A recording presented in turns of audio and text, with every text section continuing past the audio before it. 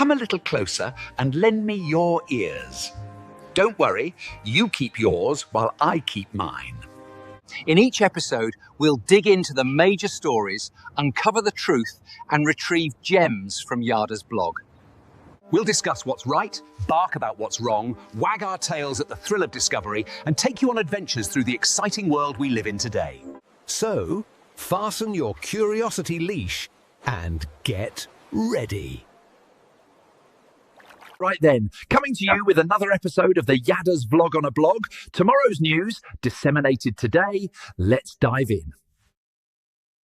Let's indeed. Let's dive in. Hello, Kevin. It's a pleasure to be doing the vlog on the blog with you once again. It's kind of an innovative show that we have designated and have been pretty consistent in delivering it here over these past few months. We take what is a blog, which you could put together through the feed of either Facebook or an X, for example. And we then talk about what issues that these things bring up, because we live in a world where people don't like to read very much anymore, and where the sound bites that are attached to very often thoughtless statements, they actually prompt a discussion which I think is quite interesting, informative, useful, pertinent. And so that's what we use the vlog on the blog for. And we'll just go through a whole host of subjects as they came up in social media feeds, so that we can generate some benefit from what is otherwise a horrible swamp of human expression.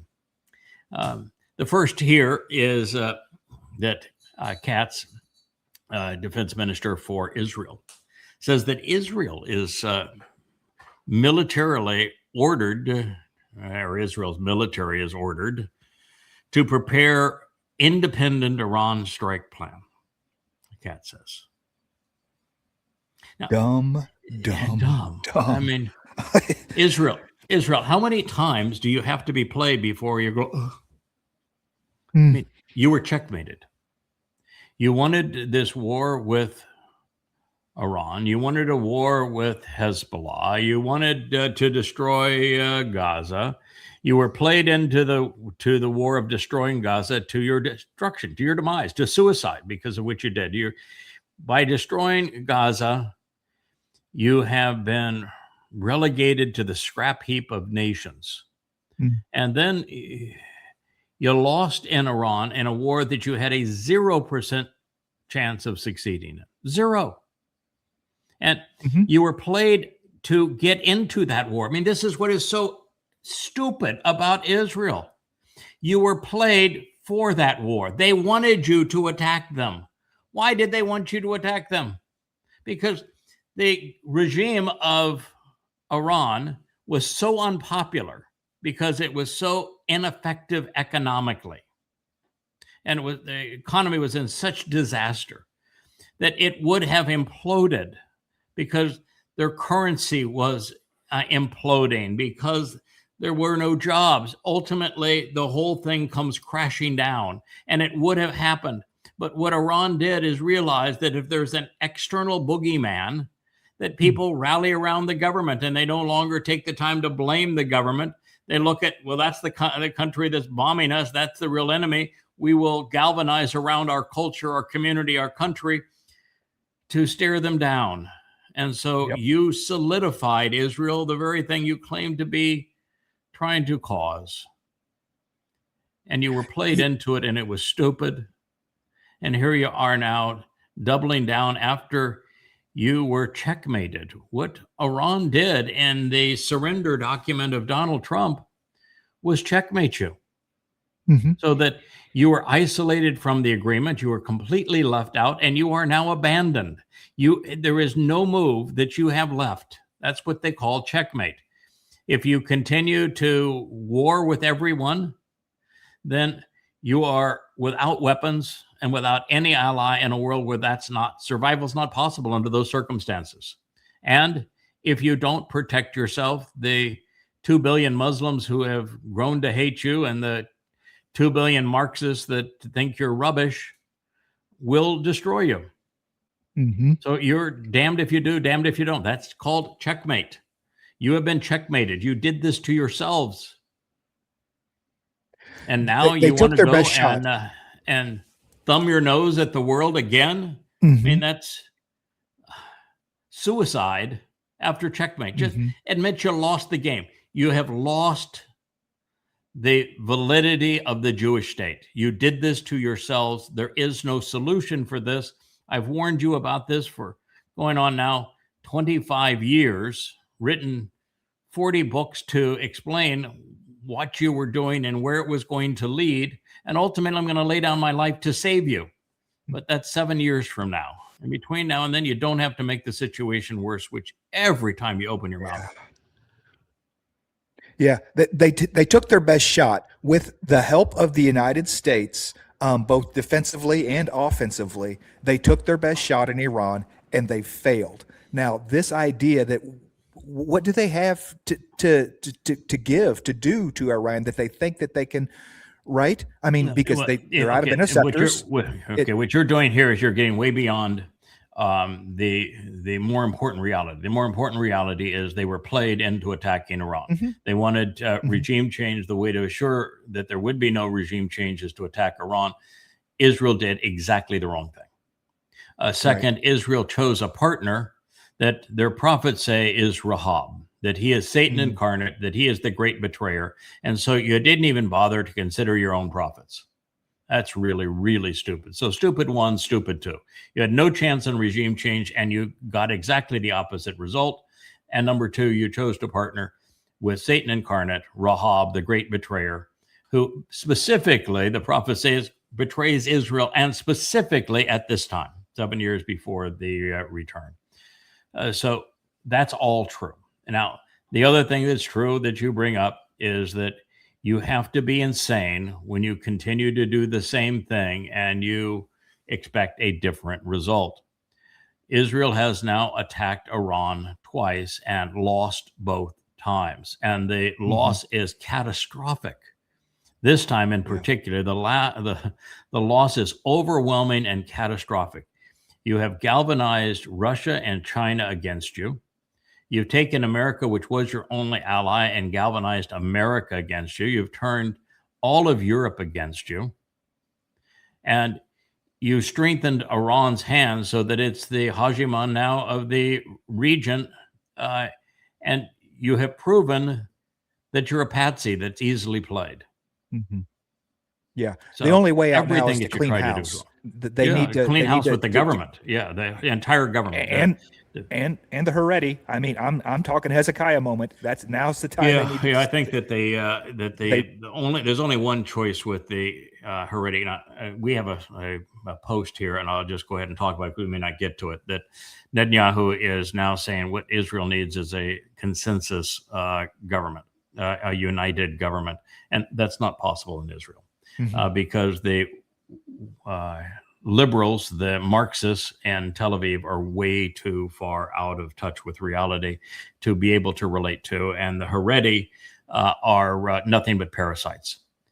And so you're never going to get a consensus government in Israel. It's way too late. And no one would trust Netanyahu in a consensus government anyway, because he's shown to be completely untrustworthy.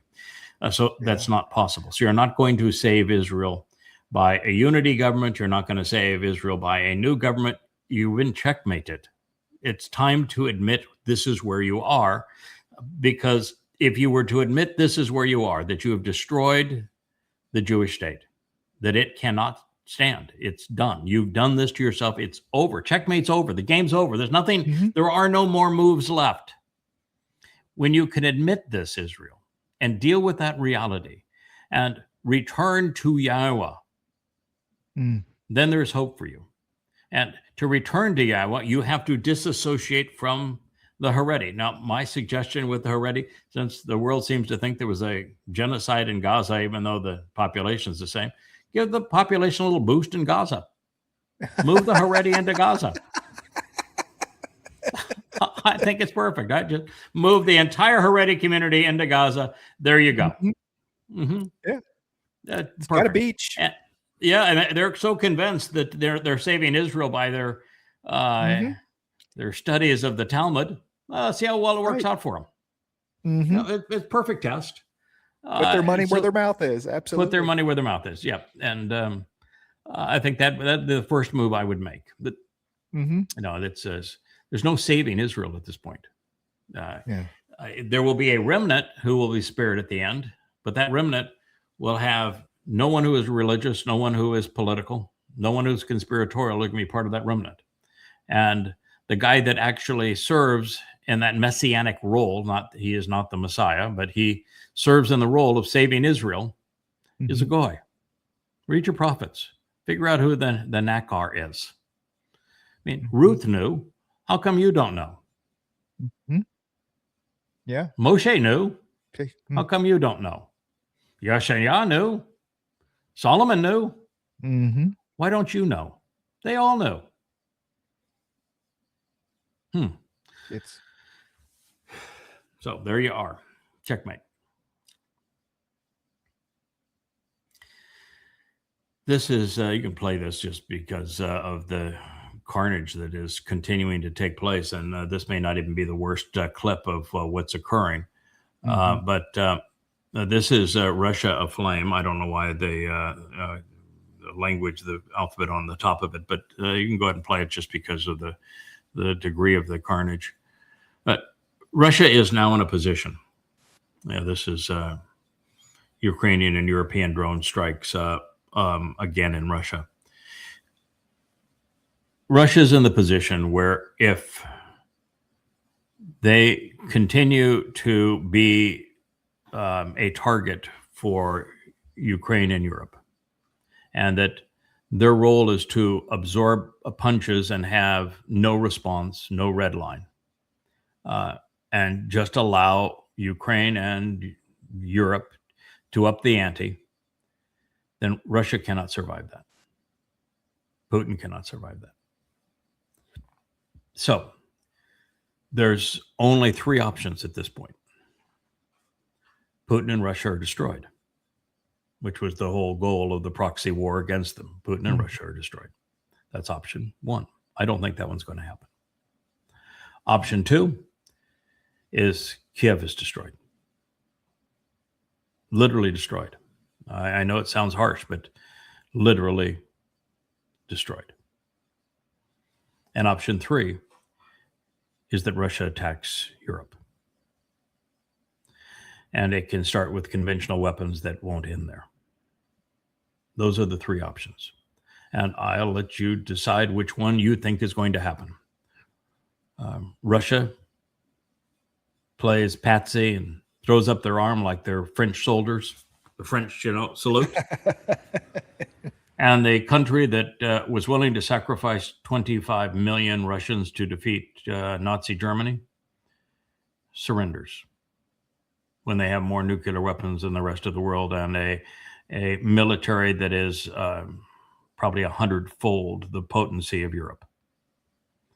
Well, that's your option if you think that Russia, that's what the neocons thought when they started this 20 years ago, is that Russia would collapse and fold. And that's the appearance right now of Putin and Russia, that they'll allow themselves to be a punching bag.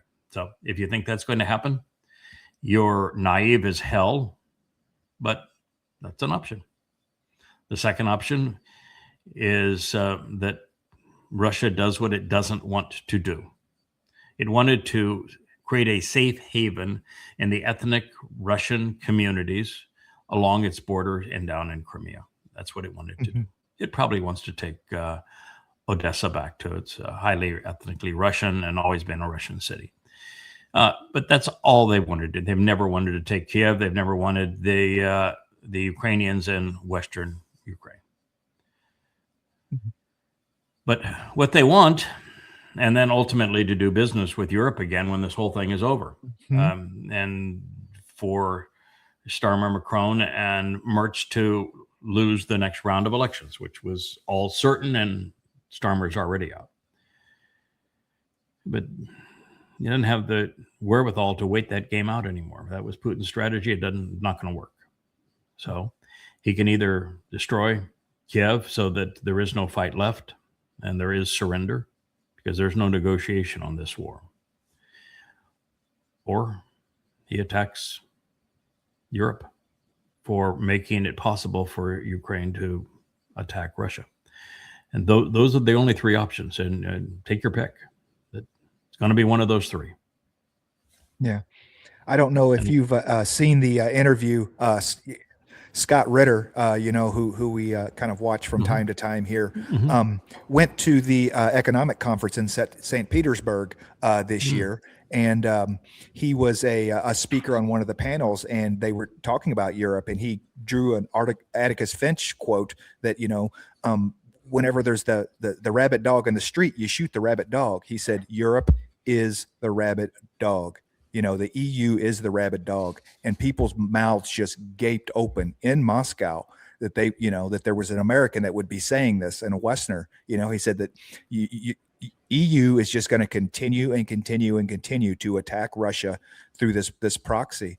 Yeah, I will say that Scott Ritter, while he says many things that are bright, he says some things that are really dumb. Scott Ritter is not an independent arbitrator anymore. He loves Russia. Yeah. He was an American soldier, and he lost his respect for America sometime after I did, when he was a arms inspector in Iraq. And he realized that everything America had said at the highest levels was a lie. There were no weapons of mass destruction. And he also recognized that the whole Iraq war was a lie, that every building that America bombed was abandoned, and that everything that the Iraqis were trying to protect was concealed. He said, so our intelligence community and our propaganda on that war, every bit of it, all the way up to the President of the United States, was a complete lie. And so somewhere along there is when he lost his zeal, even as a soldier for America. He would still consider himself an American, but he knows he can't trust the government. And he's righteous in that regard. He has done something that is natural. If you study the Ukraine war with Russia, and you realize how disingenuous the United States has been, that the United States planned this war going back 20 years ago and did everything. Regime change at gunpoint, with the CIA opposing a new government. 3 years before the war, having two senators, John McCain and Lindsey Graham, on videotape telling the Ukrainians, your war is our war. You go and attack Russians and we'll supply all the weapons that you need and continue to have your back, and go kill some Russians. And we lied about NATO. Russia gave up East Germany and East Berlin to unify Germany under the promise that NATO would never expand closer to its borders, and it's expanded 20 times, all closer to its borders.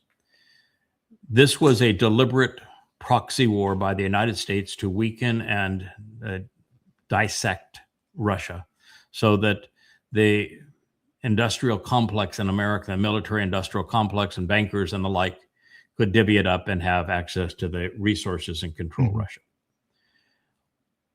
If you're a moral person and you know that's happening, you're going to be opposed to the United States and their deliberate bit of piracy, knowing that 2 million people have died for your thievery. Lindsey Graham, your soul is going to rot in hell. And you have a tendency to root for the person who has been abused. That's what's happened to the entire world relative to United States and Israel attacking Iran and Iran's response. That is the Iranian regime is a horrible regime, the way it treats women and its own people. And yet the world is more sympathetic to Iran than it is to either Israel or the United States. And in the case of the very few people that understand the history of the Ukraine propagandist proxy war, you end up in the same place, and that's where Scott Ritter is. So that explains and some of Scott Ritter's mentality. And Scott Ritter is hugely respected in Russia, and he has access to everybody of any position in Russia and talks to them regularly. So he knows what's happening. I think he's a reasonably honest reporter in this regard. Mhm. But he is no longer an unbiased source. He wants Russia to win, and he wants Russia to smack Europe. Mhm. And my view is that while it's impossible to be knowledgeable on this situation and not favor Russia over Europe, impossible. And favor Russia over what I think is the most despicable nation in Europe, which is the Ukraine, and what they have done in their pogroms, how they were worse than the Nazis, and how anti-Semitic they are, and how much of a nation of thieves it has been for so very long. Therefore, my job is to tell you what's coming. I've told you there's 3 outcomes, and I can tell you that the first outcome is not going to occur. Russia is not going to put their hands up and surrender. So it means either that what Zelensky has done here and Europe has done is to destroy what's left of Ukraine, because that's how Russia responds, or they bring the war into Europe. They want the war because they're politically unpopular, and wars make politicians popular. So that's they're looking for the war. The same reason that the Iranians wanted the war with the United States and Israel. They want the war. They threw in the Israeli clause because they knew that this would mean constant war, because they fund and they control Hezbollah, and they told Hezbollah, you keep killing, you keep sending the rockets, which means Israel was going to continue to respond, which means United States and Israel would separate and Israel would be completely isolated. But they also knew that with that war, Iranians would rally around them. Mhm. So this is what Europe is playing by continuing to attack Russia until Russia finally attacks them. Yeah, I think it's going to be 2 and then 3. I think that Kiev, it just gets absolutely flattened, bombed to oblivion, and then they double down and continue on, and Putin decides we have to strike, the manufacturing facilities, whatever that are inside of Europe. But think of this, and this is Putin's dilemma. Putin has actually been the greatest restraint on world war. Mm-hmm. Mm-hmm. If he does to Kiev what Israel did to Gaza, even playing by the rules, he would tell the Ukrainians a week Mm-hmm. before, get out of there, we're going to destroy the place, which he already did the international community. Mm-hmm. Russia carpet bombs Ukraine. Russia never returns to the family of nations. Never. So he knows that. Mm-hmm. I mean, he's in a terrible spot. He knows that if he responds and does what he has to do, that he has isolated Russia so that Russia has to be partners with other nations like China, and puts him in a very vulnerable position with China. And if he attacks Europe, Europe will try to escalate. They have no means to escalate. They have no air defenses. They have no military to speak of. And so, but Europe will try to respond and be aggressive about it. And it will likely have to go to phase 2, which is nuclear. And if it does, we're staring down the throat of World War III, the obliteration of the Northern Hemisphere. So it's a really tough call. I wouldn't want to be Putin in this case. And I would have taken a different stance than he did. I would have much earlier with the red line, say, if you do this, been very clear to everybody, every citizen of Europe. If you do this, if you provide targeting information and Storm Shadow missiles and that sort of thing, manufacture drones and give them to the Ukrainians, continue to fund the Ukrainians' war against us, then we will respond, and this is what we will do. And so push it, you're going to get the response. I would have done that a year ago, but he didn't, and put himself in a very bad situation, put the world in a very bad situation. Yeah, I don't see a piecemeal nuclear solution whatsoever. Absolutely no one, with everyone having nukes, absolutely no one just, hey, I'm just going to drop one and destroy Kiev with a nuke. That, I mean, once one goes off, everybody's all in, because it's a use it or lose it proposition. Actually, I think Russia could. I'm not suggesting they should, but I think Russia could destroy Kiev with a nuclear attack without Europe responding with nukes, or definitely the United States is not going to respond. So that is actually possible. I don't think they could respond. I think if they hit Europe with nukes, then you're in a position where Europe has to decide, do we survive or do we take out the world? Because that's the only choice at that point. And at that point, I'm not sure what they would do. Would they choose survival or destruction of the world? But that would be their call. Yeah. And they would have brought that choice on themselves. A European civilian population would take it on the chin and survive. I don't know about their leadership. An American when you listen to Ursula and leadership would be all in. Yeah. When you listen to Ursula, you listen to Merz, you listen to Macron, you listen to Starmer. I would agree with Scott Ritter. It's a rabid dog. Mm-hmm. I would agree. I think that's what it is. It's a rabid dog.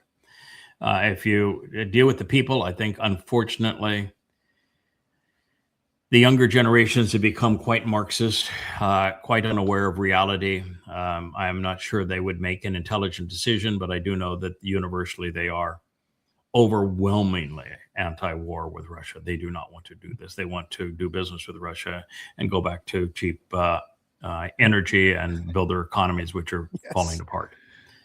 But anyway, it's a very interesting situation. We have reported for the last month that these are the three options.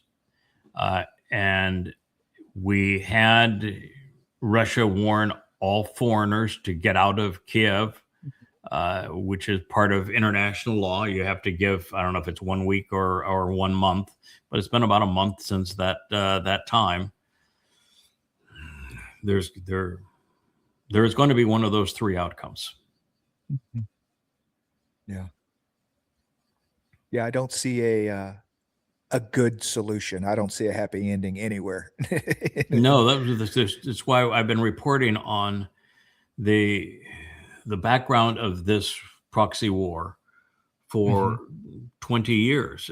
When the International Monetary Fund tried to intervene back in the days I was doing Shattering Myths, the syndicated radio show, I explained what their motivation was, what it would lead to, why it was a horrible decision, and that ultimately we would go from losing a couple of billions to $100 billions a year.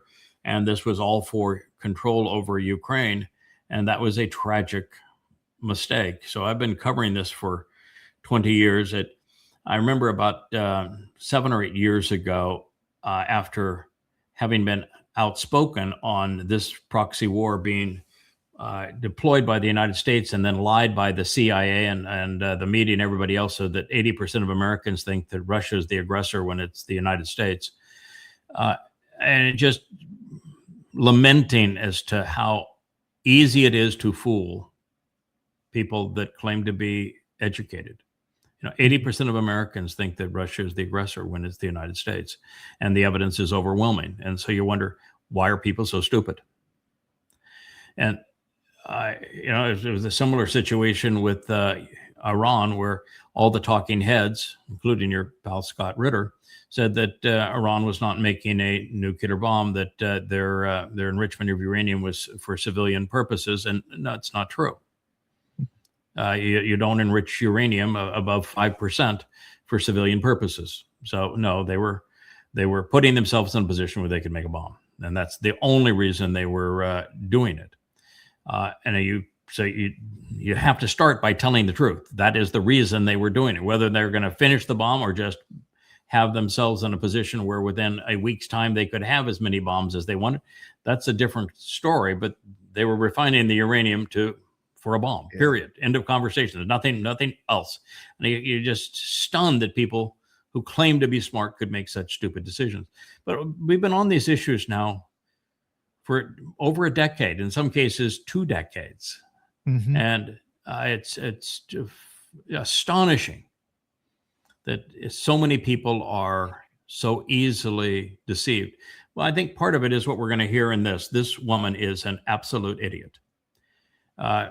She will begin by saying that math is rational. No, math's not a source of reason or rational. It's a closed system. It's a tool, but its purpose is not to be rational. As a matter of fact, when you get into math, one of the things you learn is there are irrational numbers, and that calculus, which is the level of math that is really required to accomplish anything significant as a mathematician, is the math of Beth guesses. So it's not an exact anything. So no, that isn't who you are. If that's how you define yourself, you don't know what you're doing if you define yourself. Then she will, and we'll listen to her. She defines God under religious terms, and then she says that kind of God would do this kind of thing. So she is dictating her view of what God had to be. And then she's saying, but there's this other thing. So that God cannot exist. So now I'm not religious anymore. We're going to listen to it, and I'm going to respond to it. But I want to tell you that when we have a culture that not only is this stupid, this irrational, this inability, to have this degree of an inability to think, and you're still promoting irrational concepts like this, and not just doing it, not just believing them, but out there promoting them. I mean, this is the Institute of Art and Ideas, and she is out promoting her ignorance, and people believe it. Yeah. What a shame. So go ahead and play what she had to say. Logical reasoning, the kind of reasoning that we use in mathematics, I think has a lot to be said for it. It's objective, it's truth conducive, it's universal, but it doesn't get us very far. And I'll give an example of why this is in a moment. I grew up very religious, and at a certain point, I was presented with what's known as the problem of evil. And the problem of evil is just the point that the following 3 claims are inconsistent. Claim 1, there's an all-powerful, all-knowing, benevolent God. Claim 2, an all-powerful, all-knowing God would prevent extraordinary amounts of suffering. Claim 3, there are extraordinary amounts of suffering. You can't believe all 3 things at once, and logic tells you that. So when I was struck by this and some related problems, I ended up abandoning my religious beliefs. I stopped believing in God. My brother, equally logical, equally reasonable, equally aware of the inconsistency here, remained religious, and instead gave up one of the other propositions. He gave up the belief that an all-powerful God would prevent suffering. Okay, so you might think, okay, I resisted the crowd because I kind of left the belief system I grew up with. He stayed within it and rationalized it. But from a logical perspective, it's perfectly symmetric. All logic can ever do, really, is point to an inconsistency in our belief system. And then what we do with that inconsistency is very much going to be up to us. Okay. You know, when I say that there is no hope for Gen Z and the millennials is every bit as dumbed down, this is the consequence of that. They really do not understand the rules of logic. They don't understand rhetoric. They don't understand logic. They don't understand the purpose of it. And to begin, mathematics is not an expression of reason. It's a closed system. There are defined axioms within that closed system. Math can be actually used to reason. It can be used as a tool to reason, the exact opposite of what she said. And the reason it can be used as a tool to reason is that when I was in college, there were courses that I absolutely loved. Probability and statistical analysis. And what you do with probability and statistical analysis is you look at a series of events and you deduce, is there a common denominator here? And what is the highest likelihood of getting from here to there? What is the best explanation to get here from there? And so you're using probability and you're using statistical analysis. I do it every day. That's my filters. I hear news stories. I will apply that approach. And it's a very mathematical approach to thinking. So math is actually a tool to do the very thing she says it won't do. Mm-hmm. All right. The second, God is not omniscient. He's not all omnipresent. He is not even all powerful. He cannot be infinitely powerful, infinitely knowing, or all present. He would cease to be anything if he were. He would be the table. Finite. He'd be me. He'd be you. He'd be everything. He'd be dumb as her, if that were the case. No. In fact, God actually says the opposite. Mm-hmm. There are many things that he does not know. And he actually describes it with purpose when there is something that is occurring that has been brought to his attention, where he says, I sought to know whether or not that were true, which is an absolute admission that he is not all-knowing. And the very means of our reconciliation into a relationship with him requires the events of matzah, where what we have done that is inappropriate, particularly religiously and politically, is taken away and deposited in Sheol, never to be seen again, which means these are all things that he has chosen never to know. Mm-hmm. If God knew all things, he would have committed suicide. All right? He would have committed suicide. It's too painful. Humans are just revolting. Listen to this and listen to all the other numbskulls like this. Mm-hmm. God to commit suicide. It's so no, he is not all knowing. He is not all present, because that would be make him so common. He would be the universe, and he is not all powerful. There is no such thing as all powerful. Even not only is he not all powerful, there is no such thing as all powerful. God is a 7-dimensional construct. We know this because the universe with dark energy and dark matter, which we just call these names because we don't know what they are, and with time, these are all dimensions, and they're dimensions beyond the 3 that we operate within and that we perceive. To have created a 6-dimensional universe, he has to be 7-dimensional. A 6-dimensional or 7-dimensional being cannot enter a 6-dimensional, much less our 3-dimensional world. It's impossible. So God cannot be here. Possible. And God's very clear. He says, I am not here. Mm-hmm. I'm there. He's in the 7th dimension. He makes it exceedingly clear that he is not here.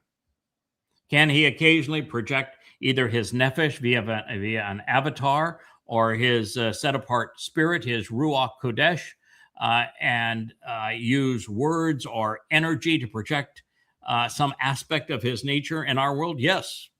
But can all of God enter our world? Impossible. Mm-hmm. So he is, and he makes it very clear, he is not here, he's there. In fact, he says, listen, I'm going back to Shamayim, to heaven, and I'm going to hang here until you all decide that you're going to return to me, and then I'll return to you. But between now and then, I'm checking out. Just enough of this already. I'm tired of it. Yeah. So the preface of it is completely wrong. She has described a religious God that was created by men who were as thoughtful as she is. Mm-hmm. All right. Second point. That a all-powerful, all-knowing, benevolent deity. Now, by the way, why did they? What is the reason that they would project any one of those attributes on? Is it her job to define who God is? Mm-hmm. I don't think so. God actually says he hates. He says he hates more often than he loves. He says he's angry, regrets, disappointed, regrets humankind. And making this, I can see why he'd regret that. I mean, somebody that's spitting in his face, that is created a hypothetical that is grossly inaccurate of him, and claims that she can do away with God because of her stupidity. And that would be exceedingly frustrating. Righteous indignation would boil over at this kind of thing. But let's just, beyond her errant depiction of God. All right, we'd all say that having a child, a miscarriage for a woman, what a tragedy for that unborn child and for the woman. You've got to stop that, right? If you're going to be a benevolent God that's in charge of everything, you're going to stop that, right? There'd be no miscarriages. There would be none, and there'd be no infant mortality, none.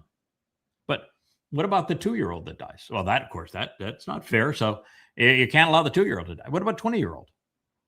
What about a 20-year-old that's doing drugs and is so stoned out of their mind they step out in front of a truck? You're going to say, nope, you can't do the drugs so that you won't put yourself in that position. I'm going to preclude you from being able to drink or do drugs. Or what about the 200-year-old? Because, we're not going to have any pain and suffering. So why would it be fair to end the life of a 200-year-old? Why would I ever have a cold? Why would I ever snuffle? Why would my eyes need glasses?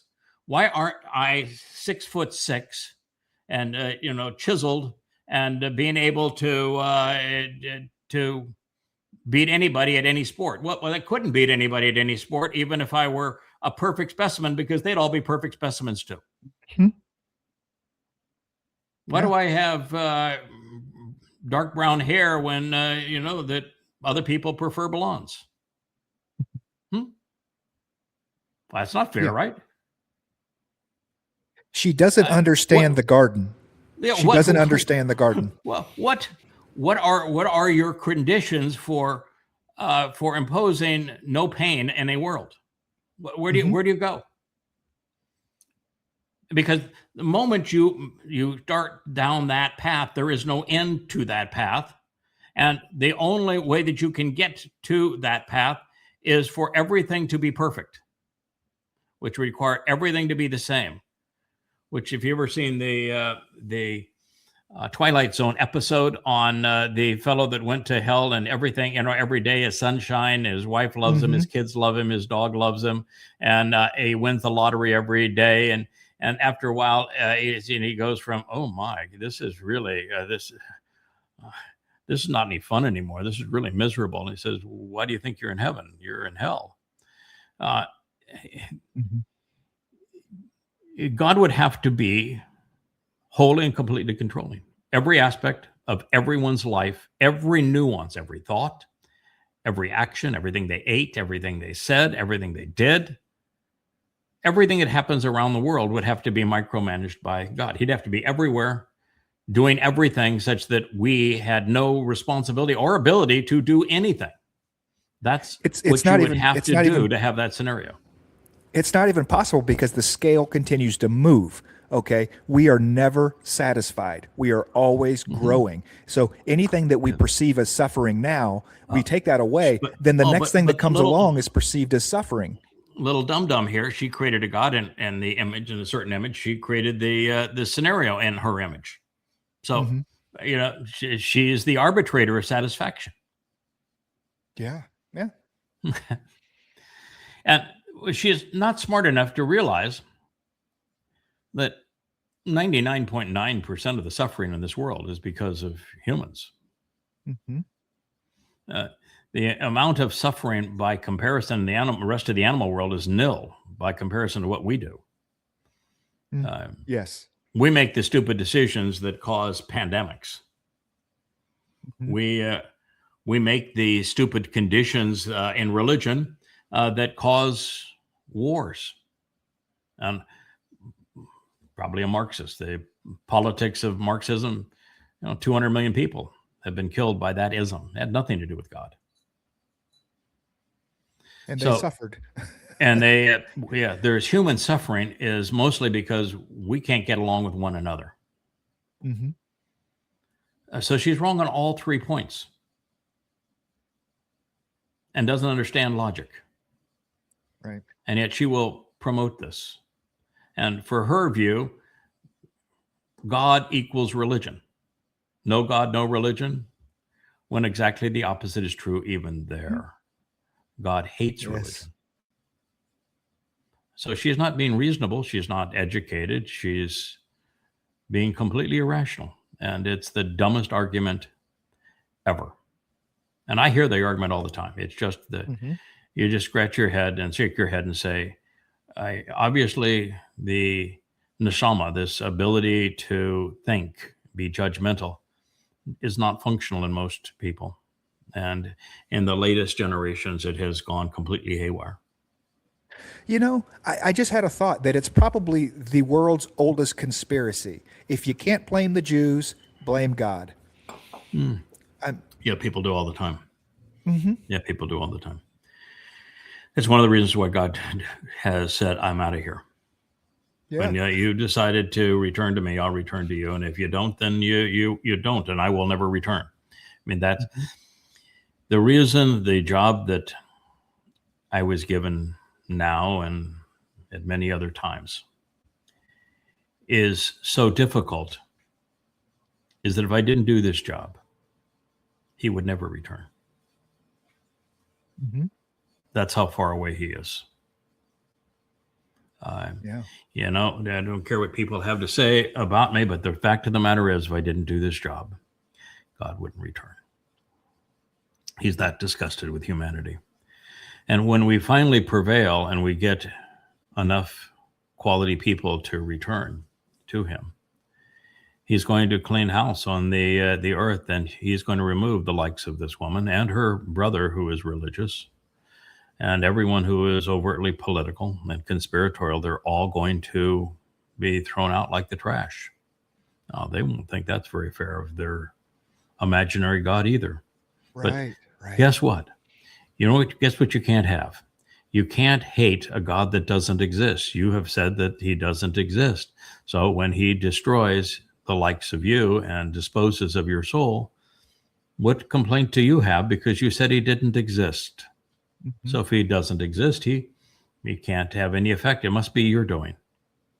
Yeah. So it's really quite the conundrum for you, young lady. Hopefully she can at least get nothingness and her God doesn't exist. Yeah, idea. I don't think You so, know, because she's too full of herself and promoting what she's saying. So she's crossed the line between victim and victimizing. Yeah. I found 3 posts. This is obviously a little bit younger Jordan Peterson. He's lost it. I mean, he's literally lost his mind. Everything that he is pronouncing is either a word salad or completely untrue. He is now claiming here, because he went from a psychologist, which of course is the pretense of science, and it really is. It's the pretense of it. And he calls himself a doctor, but it's a doctor of a pseudoscience.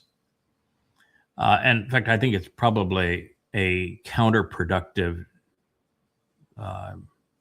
discipline, and that they come to all manner of conclusions without proving anything, and end up with nothing but labels, but no evidence behind those labels. It's a tragic human undertaking. And the worst part of it is that they don't cure anybody. In fact, it's not even in their interest to cure anyone. And it's an industry now that's gone to better life with chemistry, and there's no validity to any of the chemistry. It's a tragic thing that he is involved in today in psychology and psychiatry. And they're doing exactly the wrong thing. I hinted at this yesterday. They primarily treat depression because people's lives are unfulfilling. They don't know who they are, why they're here, who God is, what he's offering, what he's wants in return. And they're misled either by politics or religion or the internet or social media or whatever it is. Their lives are unfulfilling. There's no purpose to them anymore. And so psychiatrists treat depression by having the patient talk about themselves and to talk about these things, to talk them out. Mhm. That's exactly the wrong approach. Exactly the wrong approach. You want to solve depression? Get out of yourself. Stop talking about yourself. Stop focusing on yourself. Make a contribution. Get out of yourself. Start helping somebody else, and your depression will go away. Continue to focus on yourself, or they'll drug you into oblivion, bleed you dry, and pull every dollar out of your wallet. Now, in this particular rant, what he is saying is that religion is serious because it's a phenomenon, because it's a presence. Now, if you look at time, throughout the last 6,000 years recorded history, religion has been the dominant force. Religion is what is used to glue empires together and to cement the authority of the leaders of those empires and control the people, and then cause them to march off into war and harm other people. It's always this blend of religion and politics. It was true all the way back and Sumer and First Babylon, Second Babylon, Assyria, the Egyptians, Carthaginians, especially the Greeks and the Romans, the Persians, all of them, same thing, intermixed. Religion and politics go off and plunder the world. That's what religion does. So if you say because that's a phenomenon that is consistent with man, then religion is important and good, I would disagree. I would say that religion is the cause of death, that it is a phenomenon that we should oppose as opposed to we should triumph. Mhm. And what he never says is that religion is valid because it's true. Right. Doesn't say that, because he doesn't live in a world where true matters. He doesn't say that religion is true because it's an accurate depiction of God. In fact, in his scenario, God doesn't matter. And clearly, logic doesn't matter. You can play the clip.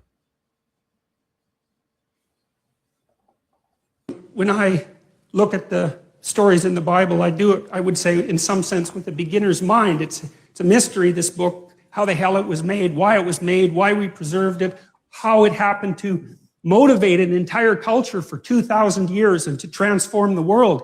Like, what's going on? How did that happen? It's by no means obvious. And one of the things that bothers me about casual critics of religion is that they don't take the phenomena seriously, and it's a serious phenomenon. The critics of religion don't take the phenomenon seriously. Likewise, I held up too. He uses the term Bible, not to speak of the Torah, prophets, and Psalms, which his religion opposes, but steals. But to speak of 2,000 years, that would be the New Testament, which is invalid factually, invalid historically. There was no Jesus. Paul lied in 52 CE when he invented Jesus. And the religion transformed the world because it was inculcated into imperial Rome, which was the beast of the world. Now, if that's a phenomenon that we should take seriously, then I would say we should seriously oppose it. And then we should be a critic of religion as opposed to a proponent of religion. But you notice, truth didn't matter. Anything that came before his religion didn't matter. Because of the Truth idea that it didn't did matter. so much good for the world. Well, he said transform the world. You don't even go to say that it did good for the world, because it depends on whose world you were in. I mean, if you were a Jew, Christianity was the worst thing that ever happened. Yeah. It is the source of anti-Semitism. That's quite a phenomenon, but it is the primary source of anti-Semitism in the world. It is the most egregious lie in the history of mankind. There has never been a lie that has been as devastating or as popular as Christianity. But the entire thing is based on identity theft. said, Yeah. again, people just can't think. He wants to present himself as a thinker, and yet he's a nincompoop. And he's a popular nincompoop.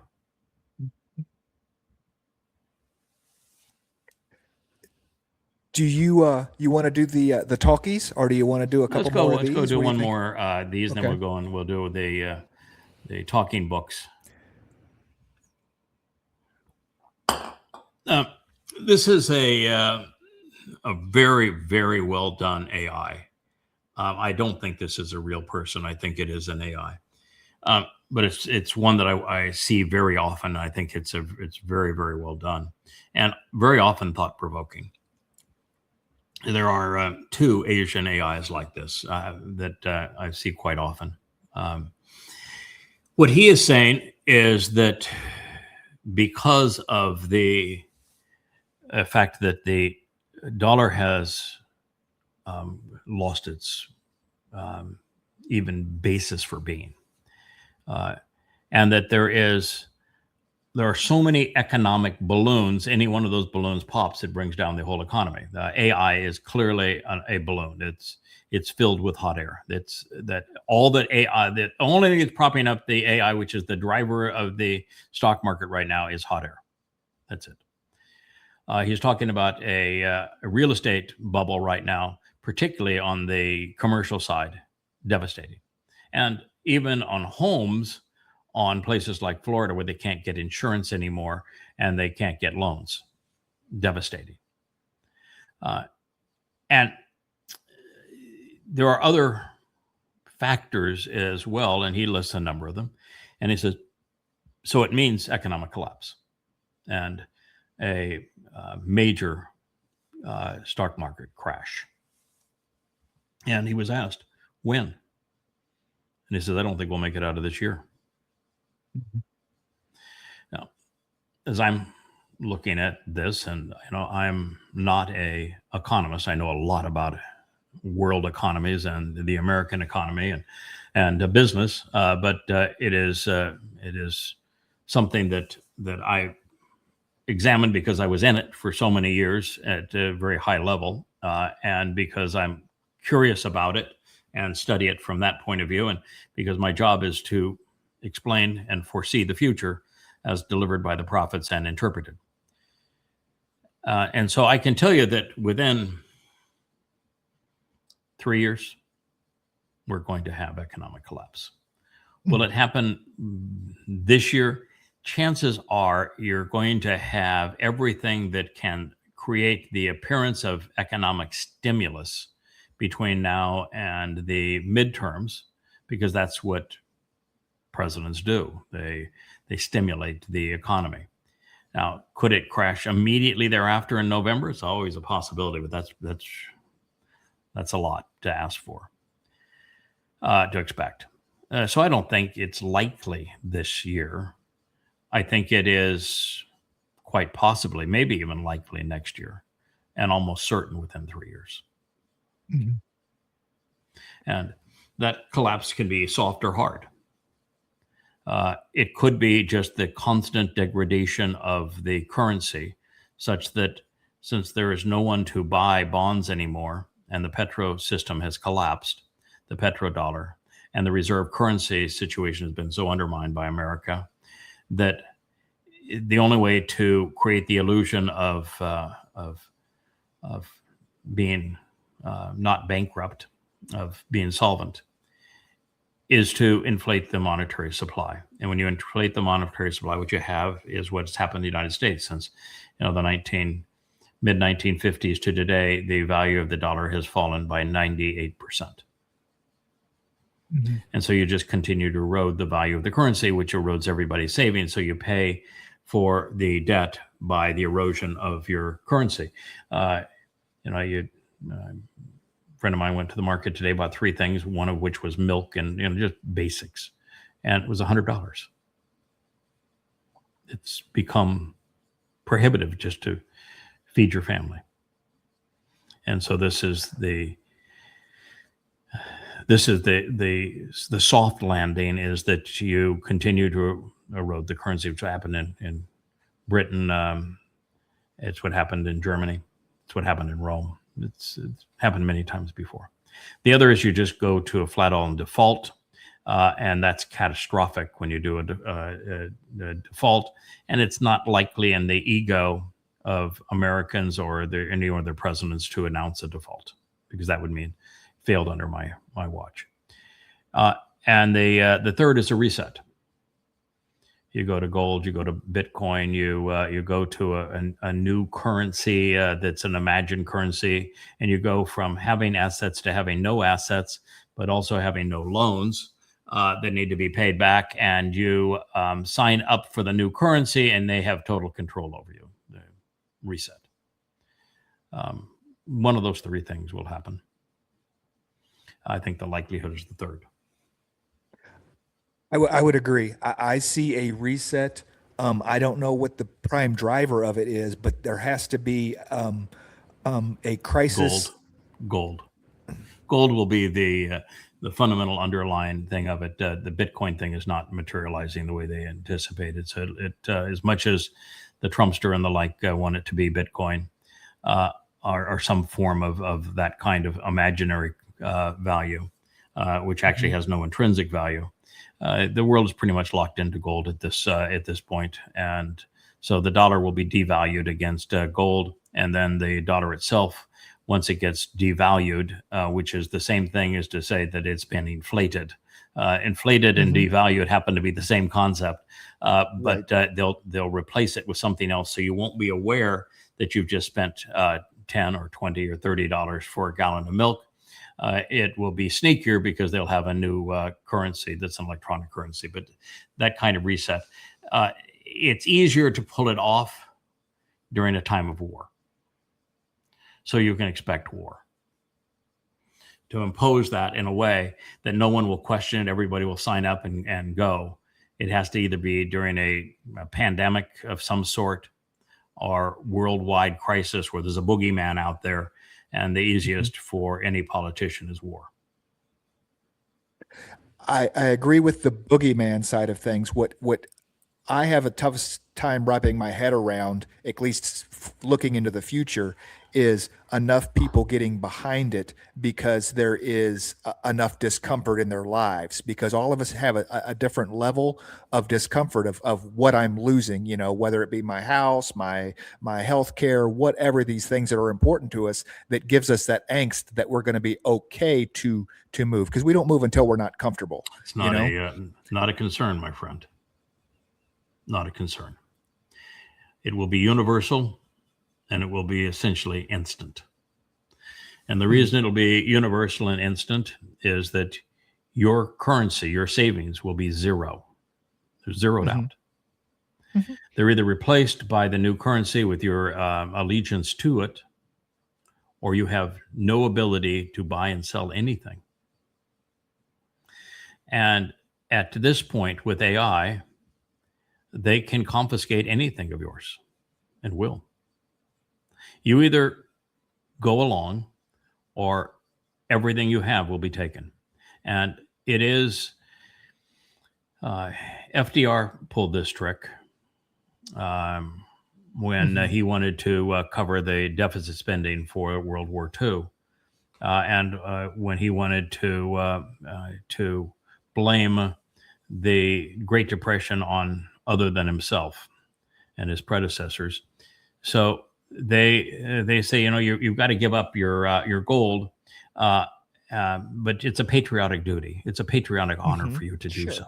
And we're going to pay you fair market price. Well, the fair market price is the U.S. standard price. And the moment the U.S. buys it, the price of gold goes way up. But if you didn't play, you don't now get to sell it at that original price. They just confiscate it from you and you go to jail.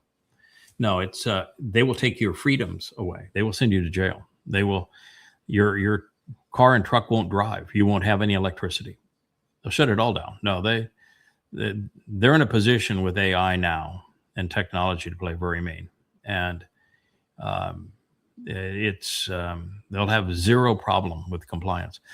Even with the faux threat of COVID-19, almost everybody willingly gave up their livelihoods and their freedom to a hoax.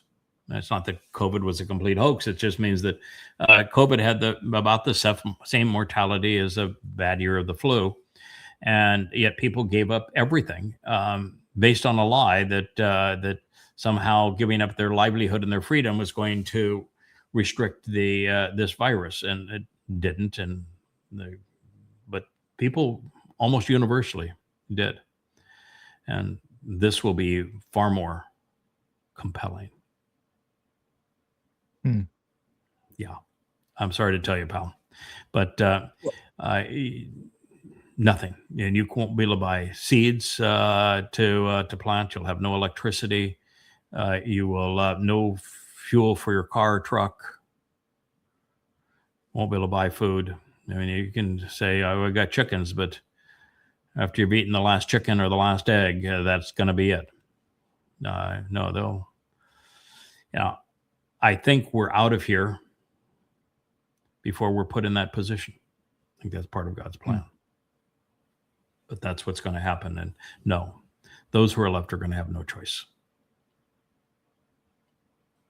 Interesting concept, because I see this slow downward spiral. I mean, I always had this expectation that there would be that spark, that thing, and it would just take off, and things would happen faster and faster and faster and faster. And then you can look back and say, oh, wow, that's how we got to where we are.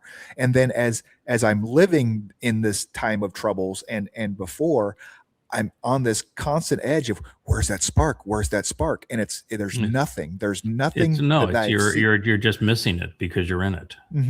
You're in and if you look at the drain, if there's the swirl, the whirlpool of a drain that's going down, that's where you are. You're in the midst of it, right? And it is happening at a pace that no one even thought possible. But it's like boiling the frog and water. Is that the frog never knows that it reaches the boiling point until they're dead. And the temperature ramps up and it kills them. And that is where we are in the time of trouble. This is why Israel is trying to commit suicide, even though it has already endured checkmate and just doesn't know it, how the culmination of October 7th and Gaza and Lebanon and Iran, and then Iran again, and the betrayal by Trump and the Marxists and the Christians and everybody worldwide, all of these things collapsing on them at the same time. They're the stewed frog, and it's being boiled. So it's already a death spiral. Flying airplanes, there are certain airplanes we don't get to stall. Most airplanes, trainer airplanes, you stall to learn how to recover from a stall. But once you get high performance airplanes like the economies we're dealing with now, you don't ever stall them. And the reason you don't stall them is there's no way to recover from a stall. A T-tail airplane, for example, you cannot recover from a stall. You'll go into a knife edge spin and you end up in a death spiral and you don't come out of it. So that's where we are. That's where the world is. The points of ignition along the way will continue. I mean, Trump every day is a tinderbox of ignition. The war with Russia now only having 3 options. There's a source of ignition. The war with Iran is not over. That's a source of ignition. The dollar is crumbling. That's a source of ignition. I definitely see the Strait of Hormuz being a bigger issue in 3 months, 4 months than we realize it is now. I mean, without market manipulation, of course, because that amount of oil has to be made up from somewhere, and so using strategic reserves and those run out. The strategic reserves are gone, are already gone. Right. And the shell game of criminal shorts with insider knowledge that's been played to the hilt. We won the war and the war is over and the strait's opening has been echoed so many times that even the dumbest investors can't believe it anymore. Right. No, it's a cooked goose. And the bigger problem was the silent killer. no fertilizer. Mm-hmm. Exactly. Yes. No fertilizer, no crops today, no food. And you look at transportation costs. The reason that milk was $10 for a gallon of milk isn't not the farmer made any more money, the cost of transporting it. Yeah. Yes. So it's already done its damage, and there is no recovering from the damage that it has done, and there's no recovering from the war. So the damage is ongoing. Mm-hmm. And of course, America survives on the petrodollar so that it can spend more than it earns. And now that the petrodollar is done, there's no more, that game is going to collapse. So the signs are all around you. The ignition points are all around you. It's like you're surrounded by the fire, and there's so many flames and so many fires all around that you're saying, well, I'm in a world ablaze. Where's the big fire? Yeah, that's kind of the thing. It's 1,000 points of death. It's right. Death is because we've had 3 generations dumbed down so they can't think. And irrational people are very easy to mislead.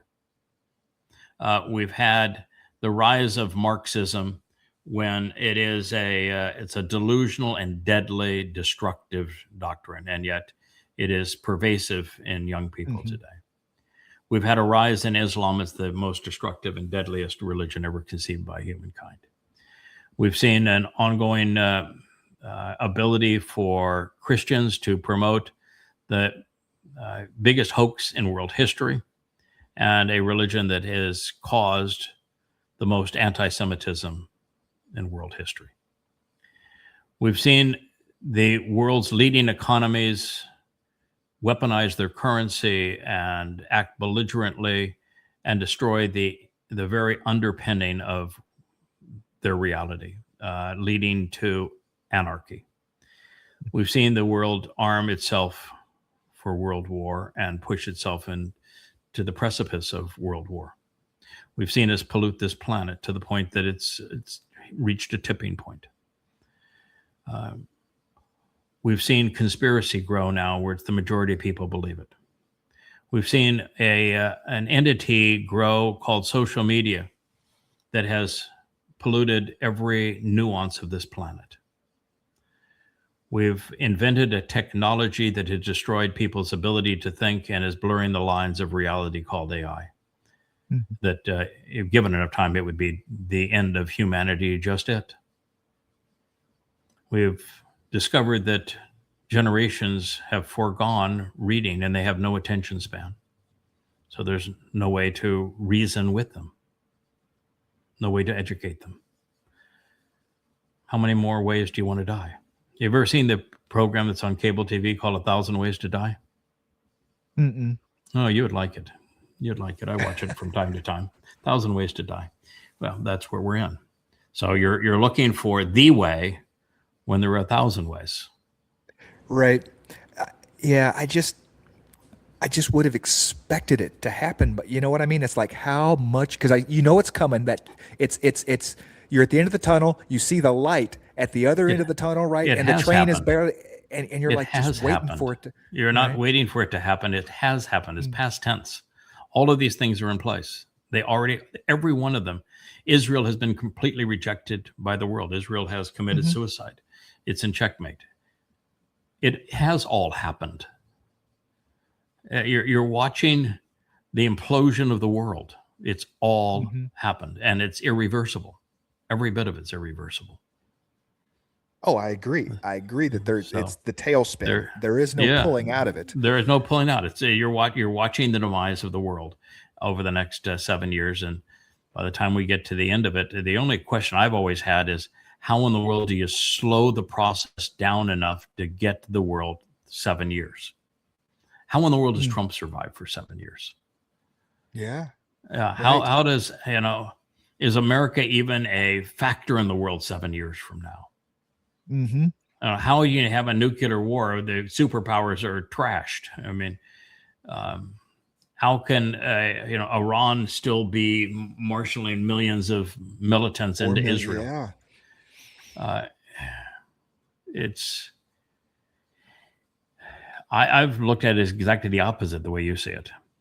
I've continued to wonder, how is it possible that we survive another 7 years? And we do. Not much, not many, but some do. Yeah. Why don't you let's go to? I'm waiting for the. I'm sorry. To hit the ground and the mushroom cloud. You know, I'm tired of it. Those are going to happen too, but that won't be the end of the world. It's just one more ignition point in the folly. I think resetting the money supply is one of the first steps, and it's going to be like you said, like COVID, and it's going to happen very quickly. Yeah, I don't think the resetting the money supply is a first step. I think it's could happen anytime in that process. Anytime over the next 7 years, it could happen. It gives the powers that be so much control. So we're going to what we're in is a situation where everything that is propping up the world is collapsing simultaneously. And so it is very much like the frog and the bucket of water that's being brought to a boil. It's all happening around them. It's getting pretty warm. Yeah, there's 1,000 fires. All right, so we now have a capacity at YADAYAH.com where we have talking books. We've had for some time, because I've got 35 books there, about ready to publish another 3. We're about ready to, and they're all free, by the way, and they're all free in these page turner formats. They're all free, and PDFs, they're all free, not free, but they're all available at royalty free at Amazon. So just the printing cost and the shipping cost is what Amazon will charge. And so we lead with that on our website, these soon to be 38 books. But we have wanted to make the books even more interactive. And the page turner is already pretty interactive. You know, you click the next page, it goes back, it goes forward, all that sort of thing. So you can go back and forth. But the new thing that we've added, if you see the speaker and the go arrow, the play arrow there, is now the books talk, and they talk to you. And so if he clicks that arrow, we'll listen. Chapter 4, Towrah, curse. Plagued by whom? In time, we will analyze every word of Galatians, from Shaul's greeting to his handwritten closing statement.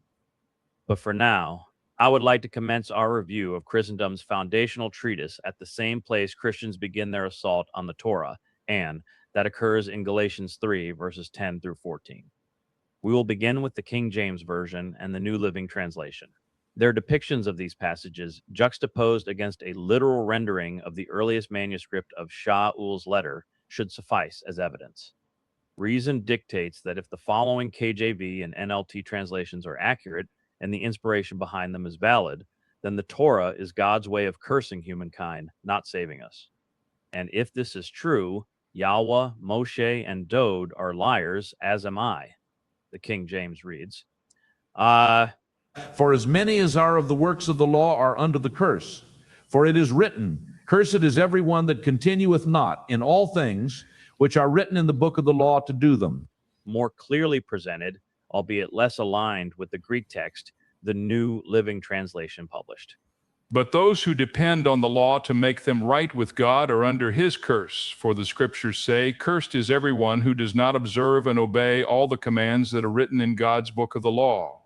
If they are correct, God's word is God's curse. According to the most scholarly and respected resource, the Nestle Aland Greek New Testament, 27th edition, with McReynolds' English interlinear, the statement Paul wrote actually conveys. For as many as from works of law they are under curse they are. It has been written for, not applicable, curse on all, who not stay in all the things having been written in the small book of the law to do them. Based on the words Shaul selected, the following is a more complete and accurate depiction of his pronouncement.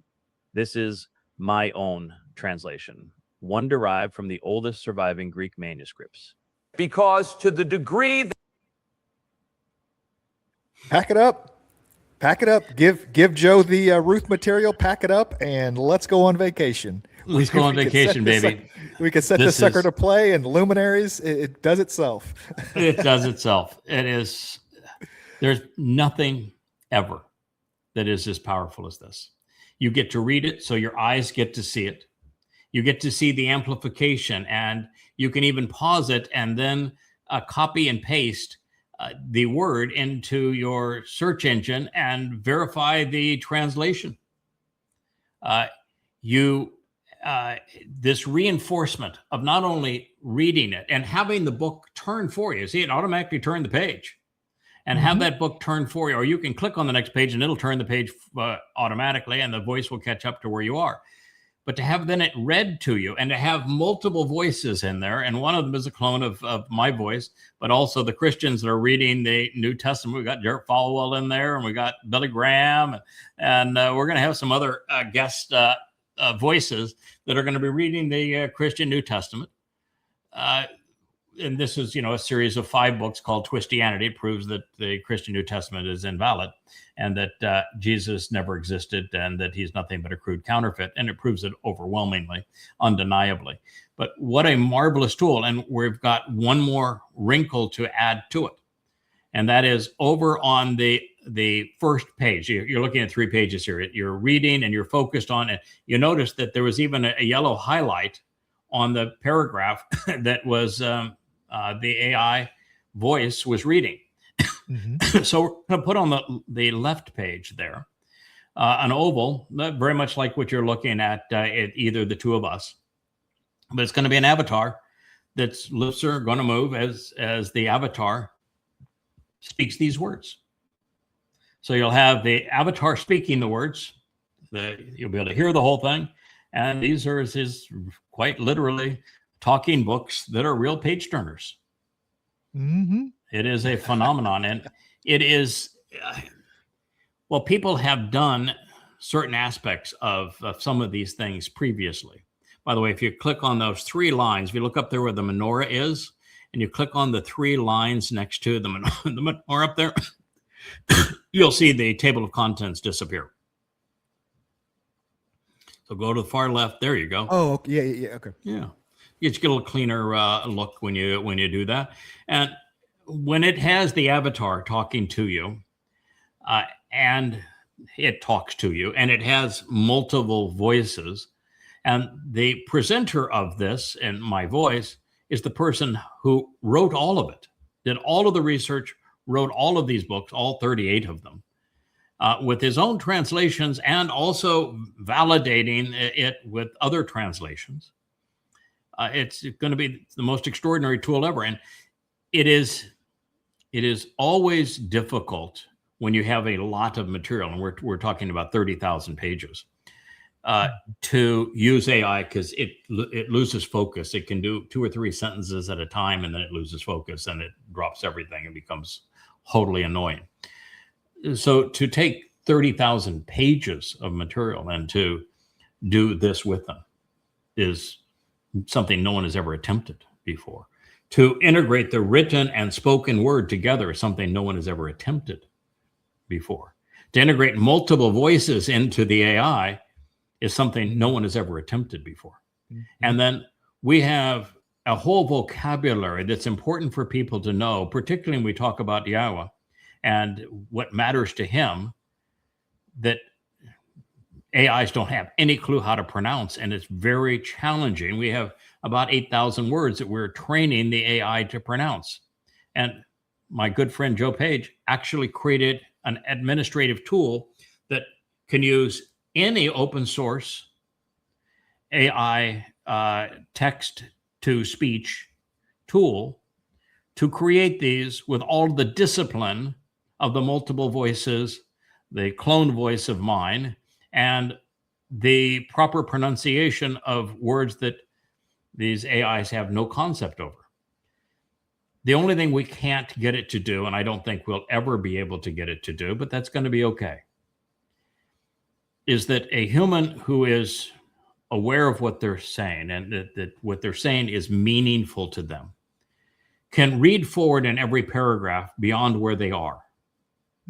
And they will use inflection and pauses, and they will modulate their voice such that not only is it more interesting to hear, but the inflection is appropriate for every sentence, every word, and every thought.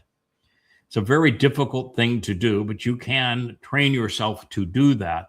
There is no way to train an AI because AIs don't actually think. They're not actually intelligent. So they cannot reflect on the material and create a interaction with the material that is as credible as a human voice that is not just reading it, but knows it, cares about it, and is devoted to sharing it with other people. So these are the most important books ever written. They will completely destroy Christianity and prove emphatically that the whole myth of Christ is a lie. Do the same thing with Islam and prove that Allah is Satan and that Muhammad was the worst man who ever lived. And it does so using a method of logical comparison and reasoning that they are absolutely refutable because they're all being destroyed based upon their own words. So, my review of Islam based upon, there we go, 5 volumes. This is one of 5. They're 825 pages apiece. The only sources I cite and I document are the Islamic sources. I cover the entire Quran in 6 different translations, and one of them being my own. And I cover all the hadith, and I put the Quran in chronological order and into the context of Muhammad's life using the hadith so it can be understood as never before. And I did the same thing on Christianity with the New Testament, completely obliterated its credibility. And I didn't leave either the Muslim or the Christian without a God, because I introduced them to the real God based upon my own translations and a thorough understanding of the Torah, prophets, and Psalms beyond what anyone has ever even dared to conceive, with maybe in the range of 10,000 profound insights that were previously unheralded and yet all proven. So it's the most extraordinary work in the world, not only today, but, well, since the last of the prophets. And it's all free. And now there are talking books that are real page turners, and soon avatars. But that site is so rich with its timeline, with the blog, with the vlog, with the basics. Soon the family, where everybody in the family who is producing these kind of presentations now and talking about their own lives and their own understanding is so very rich with that kind of content. This is and a whole. We replicated, and I think we improved on both X and Facebook in terms of personal interpersonal communication on the site as well. A much better environment for posting and commenting and interacting with one another than exists in those places. And we removed the sewer from it. YAHOWAH.com is the most extraordinary website, I think, in the world. And it is very quickly becoming even more extraordinary. So we thank Joe for doing that. Leah played a real important role in it too. And even the music there, there's 120 some odd songs, and they'll grab you right there and won't let you go. They're powerful. It's a pretty amazing place. I can just imagine Leia's pretty excited for an avatar of herself, so she doesn't have to be on camera for the Shabbat show, right? She can just have an avatar that sits in the chair over there. Well, the problem now, of course, is that we have come with through Ruth with a whole new title, one that we did not expect, but the Naked Nabi. And Nabi, so I'm not sure Leia's going to go for the Naked Nabi, but that she is one of the 2 Naked Nabis. And it is a most, I began this 25 years ago. And when I devoted my life to doing what God had asked me to do, the one thing I never did is I never asked God for a sign. I thought it was not just irresponsible. I thought it would have been embarrassing and condescending For me to say, God, you're talking to me, you want me to do this, I need a sign that it's really you. It never dawned on me to ask for a sign.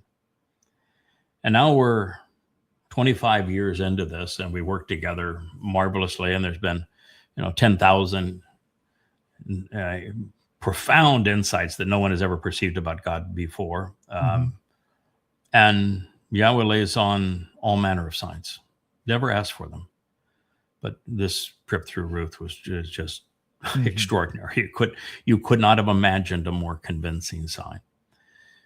So especially to tell her, go ask Ruth.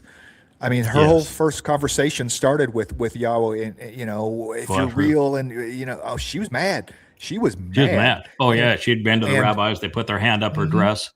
She had been to the yogis and the great spiritual leaders in India, and spent time with the leaders of them. She had run NGOs in Haiti, and knew all of the witch doctors and voodoo doctors.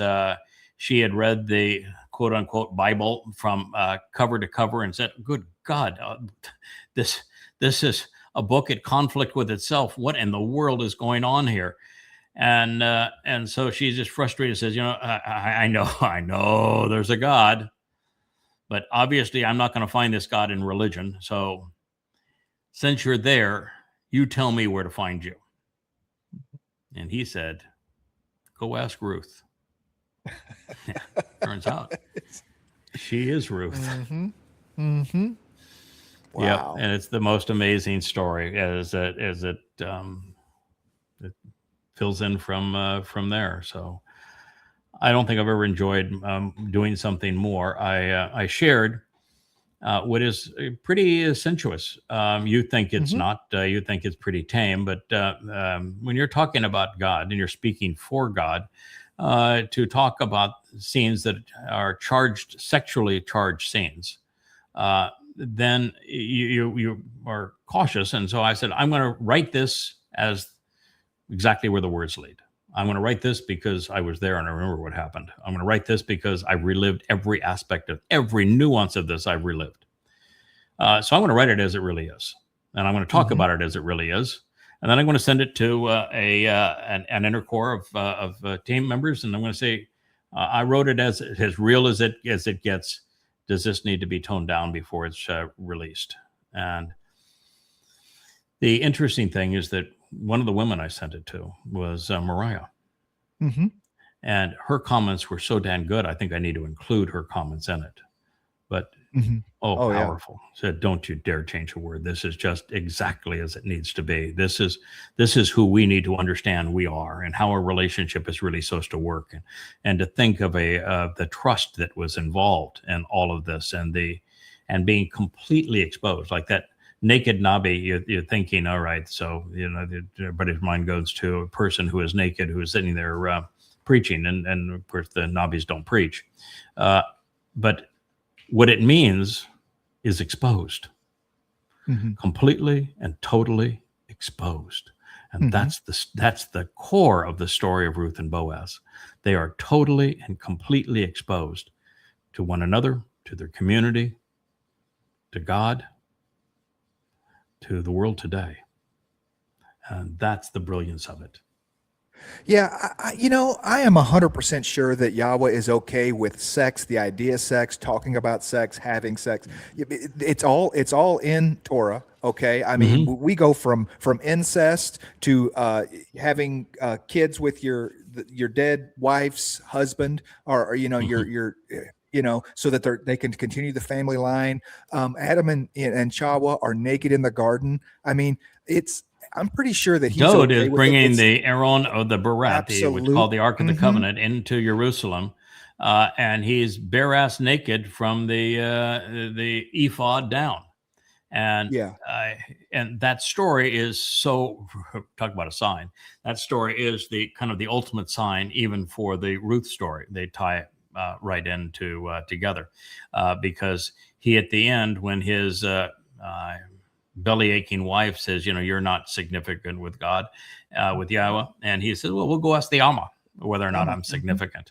And Ruth is Right. the one who says, I am the Amma, and I'm going to deliver the kinsman redeemer. And oh, by the way, pal, you are the kinsman redeemer. Yep. Yeah. It's just, and what we learned about what redeemer is, what Amma is. You know, a redeemer, it's a very special form of salvation.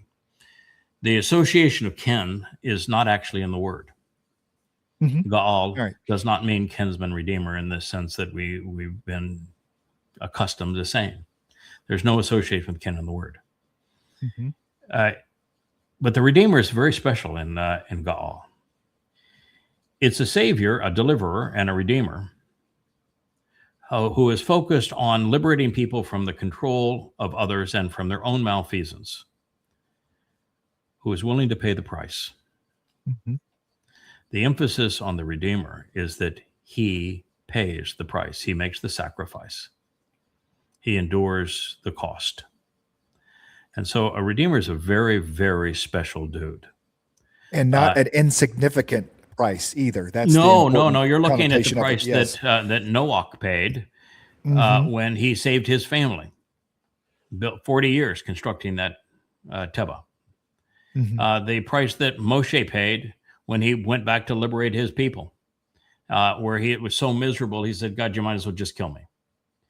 It's the price that Dode ultimately paid when he fulfilled Pesach and allowed the Romans to crucify him, and then his soul went into Sheol to remove his people's guilt so that they could join him as part of Yahweh's family.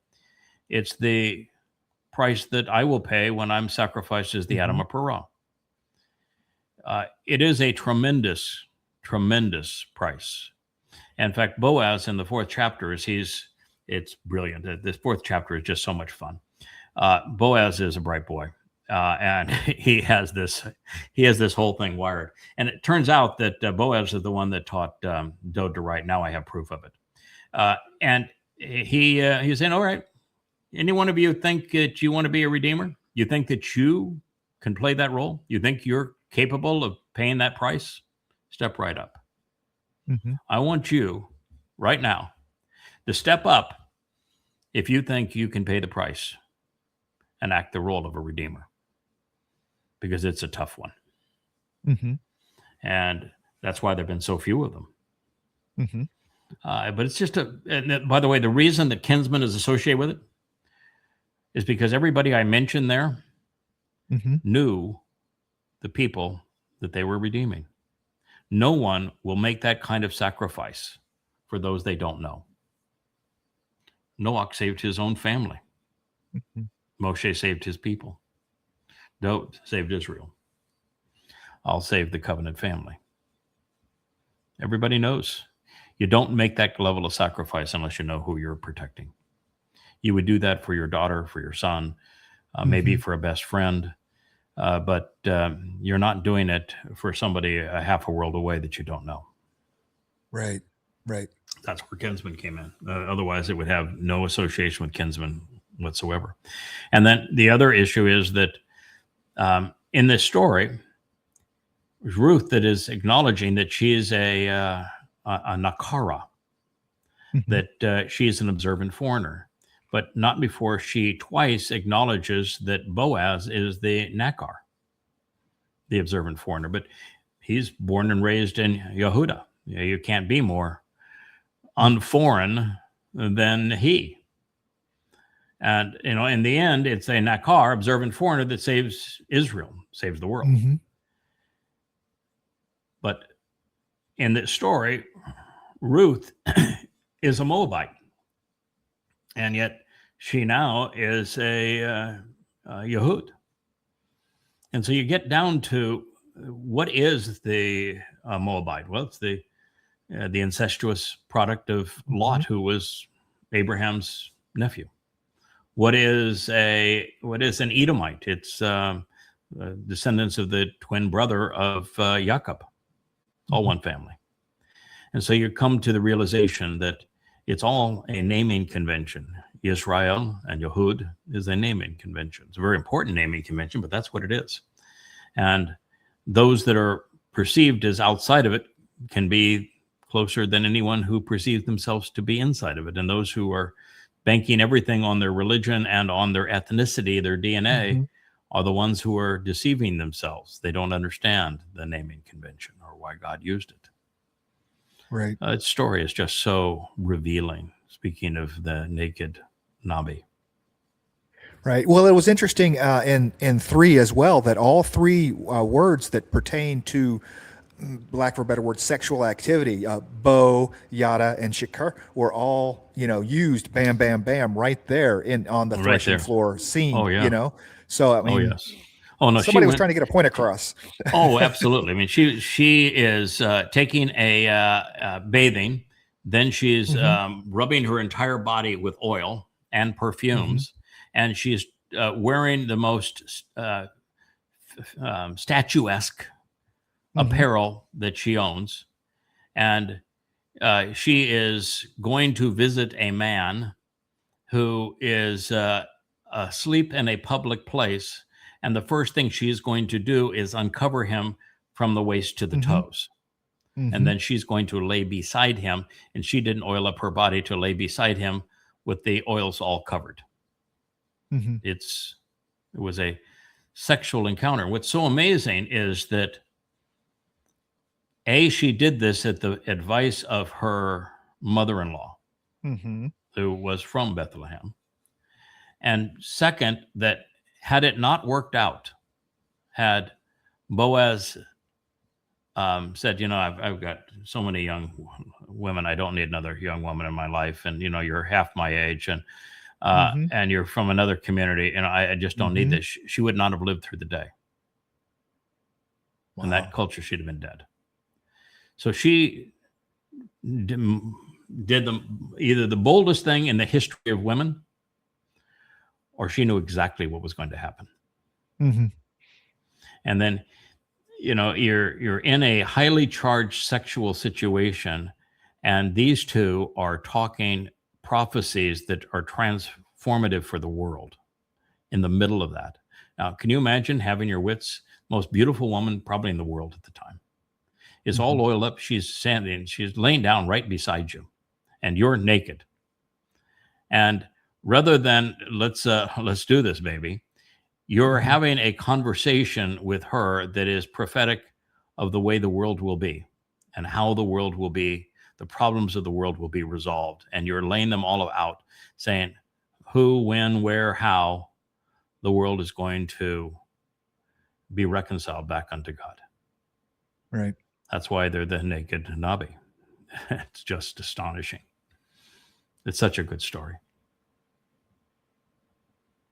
My favorite so far. I've never encountered. Sure. I've been writing. I have 3 volumes of Coming Home that are all essentially completed. I've got some superscript work to do in a couple of them. We've got some more edit to enter into them, and I've still got the 4th chapter of Ruth to complete. But it'll be about 2,000 pages when it's all done, and all 3 volumes will be published at the same time. And it has all been to get to this point, to tell the story of Ruth, which it's obvious it was written by Boaz. He's telling the story of Ruth. It has to be, because to have the details it has, and this is not a shared story, you know what I'm saying? And there's only 2 people there on the threshing floor. So, it's absolutely has to be. And interestingly enough, written by Boaz as named Ruth, right? I mean, it's one of the few books in the Torah, Prophets, and Psalms that has a female name in it. You know what I mean? Yeah. So yes, one of only 2. And the other one is trash. And I mean, Yada Yah wrote the book of Yada Yah. Jeremiah wrote, and so Boaz he writes Ruth. We find from Ethan Hajraki that I wrote the Mashal to help raise Dode and Solomon, and to share with them the importance of a relationship, mother, father, and son. And yet, I don't claim any of them, but at one point, they're all claimed for me. The the word picture that transformed our situation was the 31st Mashal, which has the Amma trying to save Dode from himself right after the Bathsheba affair. And it's also written by her husband, clearly written by her husband. So there are these examples. You read the Mashal, and it's a mother and father caring for their son. Guess who the father was? Guess who the mother was? Guess who the son is? So yeah, there are interesting examples of that, and I can tell you, Boaz can turn a phrase. He is the master of the innuendo. That man can turn a phrase. What you're saying is we somehow just got lucky that Ruth is only 4 chapters long. That it wasn't the Great Ruth Scroll.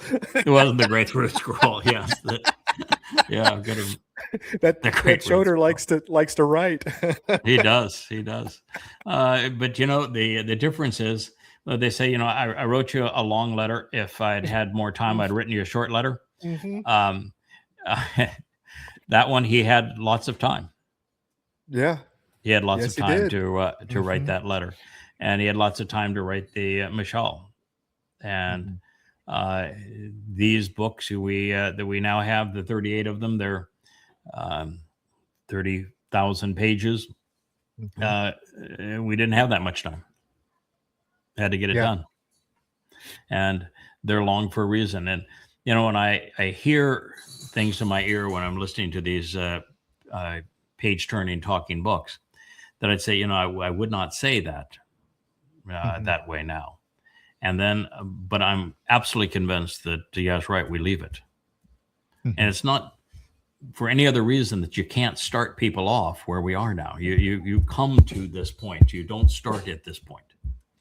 Right. And so I think the way the books are currently written is we're going to leave them that way. And you continue to read, you continue to learn, you build a foundation, then you can eventually grow to where we are. I tell everybody the same thing with our social media. We have doing the shorts or doing even the your earlier programs. Hey, we need to go back and change to the new intro, or we need to put the old outro. And it's like, no, we want to be able to see the progression in our work as we go. Right. Yeah, look at for example, the Will, for example, as he's doing his program. The first one wasn't very good. Second one, whoa, what a difference! And he is growing in his ability to deliver this. And everyone that I watch, I'm watching the progression. I think that Mariah and her husband Russell had a really good first go, and yet there's some mistakes that they were unaware of in terms of camera placement vis-a-vis. They did a mic, in the family hour, and Mike's constantly looking like this. They did a mic. They'll figure that out. And right. And the progression is good. I like the growth that Mike has on the shows that he has. I love the growth on Call Your Next Witness and how much better those shows have gotten over time. The Y2Z group, each episode is better than the last. This is the kind of thing you want to see. Yeah, that's what Yah's looking for. That's the whole point. Yes. It's the growth. Leah, last night we were listening to some of Leah's earlier songs, and she says, "Oh my God, I can't even handle that." This, and I'm saying, no, that's what you want to see is the progression. Yes. You don't want to avoid those songs. You want to have the progression. When I'm listening to that analysis, that the logic of Galatians as we went to that chapter. Are there things that I could say now that are beyond even the thoughts that I expressed then? Sure, but that is the most rational evaluation of that material ever written, and it's absolutely well beyond anything that needs to be done. So I think that we leave it. Let's do one more here, and then we'll. I have one thing I want to talk about though. Okay, before we please. go. Okay. That there was some talk, and we're talking about avatars, and we're not really locked in anything about avatars or whatever. And there was a lot of chat when it was brought up on the last show, on the Luminary show, in the YouTube chat on Red about who's going to be which avatar and whatever, how are they going to look or whatever. And I'm like, we're not locked into people, right? We can have Wookiee and Asher and Kara read these to us, or we can have a bull, a ram, and a goat read these to us, right? I mean, there's no reason that they have to be has to look like you, right? Or what do you think? I think that from a credibility point of view, and that's what we're promoting is credibility. That the parts that are in my voice, it should be an avatar of me. I am obviously like the variety. And if for variety, occasionally we were to sneak in a bull, and then we were occasionally, and that could cover my part, and that we occasionally, like we're doing the Mizmor with Dode, and we sneak in a ram to do that part, I think that would be hilarious. So I have no problem with that at all. I think we're actually better off without avatars on the things from Islam and Twistianity. Let the voices do the trick. And right now, on terms of the bold for all of it, then we could have some fun with the bold. We got to be really careful because you're reading the very word of God, and you don't want to. Don't want to push it too far. But you could have a if it's Torah, you could have a Moses avatar. Read the Torah. You could have a YAHOWAH avatar read YAHOWAH. So, and we've got some decent avatars of these people already. So that's a possibility. Listen. We introduced this program with the talking Wookiee. We introduced the basic programs with the talking Wookiee. So I've enjoyed, and John Voight did those things. I love the talking Wookiee, and I think it's really fun. And where we poke fun and have fun, I think is important. But this is seriously credible. Its credibility is our primary tool, and so I think we have to be a little bit careful. So I think it will be a talking me for it. Whether or not we do Indiana Jones me with the hat that they've had fun with. I was going to say it can't even be the same shirt. Me and the Hawaiian shirts are this new series is kind of is an interesting look, and you'd love to see variety because that's part of the Joe can genius. Randomize that. Yeah, that's part of the genius. Change on you. Yeah, exactly. That's part of the genius of what Joe has created here. And his many voices, it keeps it interesting, and so I think that the avatar absolutely ought to change. But I think for credibility's sake, the parts that I'm sharing should be me.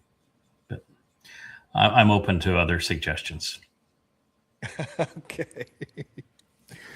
Where did we? Let's see. I think what so many people would do is put me with a baseball cap backwards. Right. Yeah. Okay, that we'll one do not one so more. much. There we go. Oh. Yeah, this is the thing I was talking about, that the bipartisan bill for affordable housing, Trump won't sign.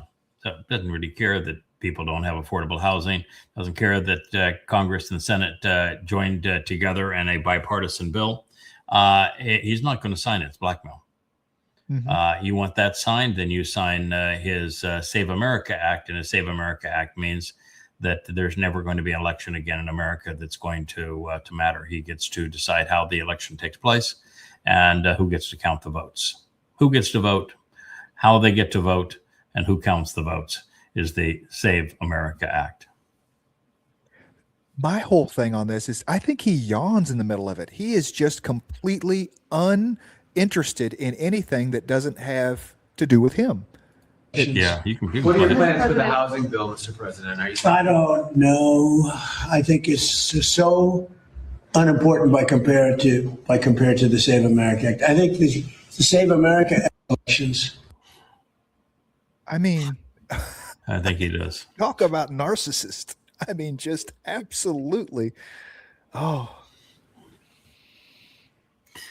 Yeah, we don't have to talk about this. I just say you're talking about the billions of cells in your body, and that every minute there's like 2 million cells that are changing and being replaced, and this notion that you're going to have bodily resurrection, or that there was a bodily resurrection, is so utterly stupid. It has no concept of physiology, and when you die, the thing that you want is to have your soul separated from the body, because the body is the great limiting factor. And what they're also talking about here is that everybody is programmed to die. Every cell in the body is actually programmed with a drop dead date, and so we have been programmed to die. And you might say, well, why would we be programmed to die? And it's because God was exposed to created man to live, and man was despicable, and so he reprogrammed man to say your maximum life is 120 days. You'll live shorter than that, but that's the actual max. He reprogrammed our DNA specifically for that, and so we're programmed to die, because if we were to continue to live for long periods of times, we would be intolerably evil. Yeah. There'd be a lot more of us too. Yeah, and the more there are of us, the worse we are. This is kind of clever. This is Mark Twain, and I think everything but one line is actually quite good. Age is an issue of mind over matter. If you don't mind, it doesn't matter. One that I've bought into for a long time. Particularly being a guy that's 6,000 years old, at the very least, begins to be important for me. The secret of getting ahead is getting started. Boy, ain't that the truth. Kindness is the language which the deaf can hear and the blind can see. The fear of death follows from the fear of life. If you're not afraid of life, you're not going to fear death. Good friends, good books, and a sleepy conscience. I don't buy the sleepy conscience, but good friends and good books. This is a good life. And then forgiveness is the fragrance that the violence sheds on the heel of those that have crushed it. Yeah, don't forget. Forgiveness is unbelievably stupid, and it's part of the myth of Christianity, and it's such hypocrisy of Christianity, because they blame Jews for a crime they didn't commit and have held them accountable unforgivingly for the crime they didn't commit for 2,000 years. So, no. There's one, I don't know if we'll come to it or not, but I'll just speak of it. There's Tucker Carlson went into a rant saying that Moshe went up the Mount Towrah for the second time, and on the second attempt, he told God to kill him. And therefore, was that anti-Semitism? And then there's a guy that rebuts him and says, well, no, dummy. That actually happened after they left Mount Towrah. They were 3 days out of Mount Towrah, as a matter of fact, at that position. And so, I guess this is the one. They were 3 days out of Mount Towrah at that point. And then he wants to redefine what Moshe said, as if Moshe was not complaining against Jews. He says, no, Moshe was showing his deep compassion for Jews. And he took it completely out of context, because in context, what it says is that the Jews were so obnoxious, so demeaning. This is in the 11th chapter of Devarim, not of Devarim, of Bamidbar, of Numbers. And in the 11th chapter, it says that Jews were so obnoxious that God couldn't stand them anymore, that his righteous indignation caused him to literally ignite and consume everything surrounding the encampment. So God was just utterly disgusted. And the point where God is utterly disgusted because they're being so obnoxious, the Jews are, that they're not Jews at that point. They're Israelites, they're the children of Israel. And they won't become Jews for 3,400 years after that point. So with them being little snots, and they're being snots the entire way and never recovering from being snots and obnoxious, Moshe comes to Yahweh and says, I can't bear this. This is an impossible job that you've given me. And you must obviously hate me to have given me this job and put me in this position. And you have me as a nursemaid to these people. They're not mine. What are you doing to me on this? If you had any compassion for me, you'd just kill me. And so it's Moshe giving up. The children of Israel had become so obnoxious, they were impossible to lead. No one could do it. He knew the job was impossible. And he told God, I just want you to kill me. I'd rather, it's more merciful you kill me than me having to endure these people any longer. Mm-hmm. And so in this case, both of them were dead wrong. To understand the Torah is to understand that the Torah is the story of everyone associated in this story. Everyone in that story was a snot, except Chinook wasn't. Adam was, Towrah was, Cain was, Chinook wasn't. Noah wasn't. Medod and Eldod were not. Amram and Jochebed, Moshe's parents, were not. But Moshe was at times. There's just very few people that are not presented as schnots, as really obnoxious. I mean, the whole group of the spies, what a terrible thing. They melt down at the waters of Meribah, having a tizzy fit even before crossing the Gulf of Aqaba, getting to the other side, and the first thing you do is build a golden calf. Constantly challenge Moshe and saying that they were threatening to kill Moshe. It's a depiction of a people that were antagonistic towards God and antagonistic towards Moshe. And the theme never changes. That is the theme. That is the only thing. And that even those before, with Abraham and Sarah and Lot and Yishak, Jacob, Rebecca, Rachel, they're all despicable. The 12 children of the born to them are all despicable. It's you need to know that's the story, and the story is people are horrible, and yet there's only this reoccurring theme where God sends in a fixer, and that fixer doesn't have any rebellion associated with him. Mm-hmm. You never see a bad angle on Chinook, on Noach. You look at the story of Boaz after the Towrah. It's just all positive. And same as with Ethan Hajraki. It's all the way through. So you got one guy that's the fixer, and he doesn't seem to do stupid stuff, because maybe that if he did stupid stuff, that they wouldn't fix the stupid stuff that he was sent to fix. But everybody else is just obnoxious towards God. I mean, terrible things he did.